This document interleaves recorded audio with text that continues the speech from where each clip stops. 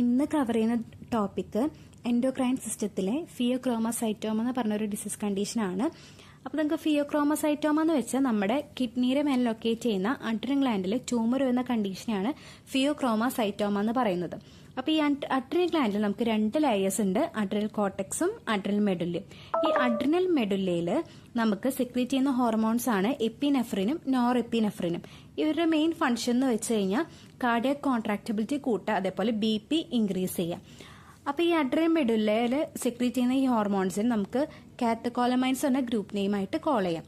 അപ്പോൾ ഈ ഒരു കണ്ടീഷൻ ഫിയോക്രോമസൈറ്റോമയിൽ ഈ ഒരു കണ്ടീഷൻ വരുമ്പോൾ BP ഭയങ്കര കൂടുതലായിരിക്കും.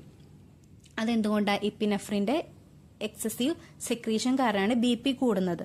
അപ്പോൾ നമുക്ക് ഇത് എങ്ങനെ കണ്ടുപിടിക്കാന്ന് വെച്ച് കഴിഞ്ഞാൽ യൂറിൻ ടെസ്റ്റ് അല്ലെങ്കിൽ VMA യൂറിൻ വഴി കാറ്റക്കോളമൈൻസിന്റെ വാല്യൂ നോക്കുമ്പോൾ കൂടുതലായിരിക്കും. അങ്ങനെ നമുക്ക് അഡ്രിനൽ ഗ്ലാൻഡിൽ ട്യൂമറാന്ന് കണ്ടുപിടിക്കാൻ പറ്റും.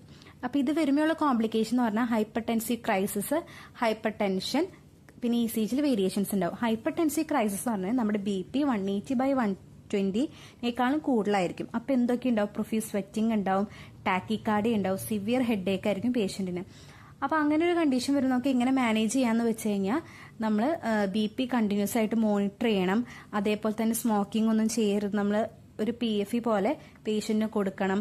ആൽക്കഹോൾ യൂസ് ചെയ്യരുത്. പിന്നെ അതേപോലെ തന്നെ അബ്ഡോമിന് പാൽപേഷൻ ചെയ്യരുത്. എന്താ വെച്ചാൽ പ്രഷർ കൂടി അങ്ങനെ BP കൂടാൻ ചാൻസ് ഉണ്ട്. അപ്പോൾ നമ്മൾ മൂവിങ് ടു സർജിക്കൽ മാനേജ്മെന്റ് ആണെങ്കിൽ നമുക്ക് അഡ്രിനലക്ടമി ചെയ്യാം. എന്ന് വെച്ചാൽ അഡ്രിനൽ കോർട്ടെക്സ് നമ്മൾ ഒരിക്കലും ലെയർ കളയില്ല. എന്താ വെച്ച് കഴിഞ്ഞാൽ അത് അങ്ങനെ കളഞ്ഞു കഴിഞ്ഞാൽ പേഷ്യന്റ് ചിലപ്പോൾ ഡെത്ത് ആയി പോവാം. അതുകൊണ്ട് നമ്മൾ അഡ്രിനൽ മെഡുല്ല ട്യൂമറുള്ള ആ ഒരു പ്ലേസ് മാത്രം നമ്മൾ റിമൂവ് ചെയ്ത് കളയും. ഫാർമക്കോളജിക്കൽ മാനേജ്മെന്റ് എന്ന് പറഞ്ഞാൽ ഫെൻഡോലമൈൻ എന്ന് പറഞ്ഞൊരു ഡ്രഗാണ്.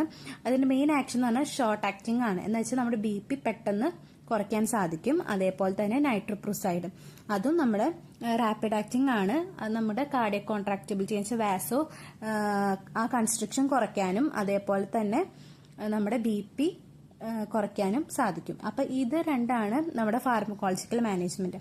അപ്പോൾ എന്തെങ്കിലും ഡൗട്ട്സ് ഉണ്ടെങ്കിൽ കമന്റ് ചെയ്യാം കേട്ടോ.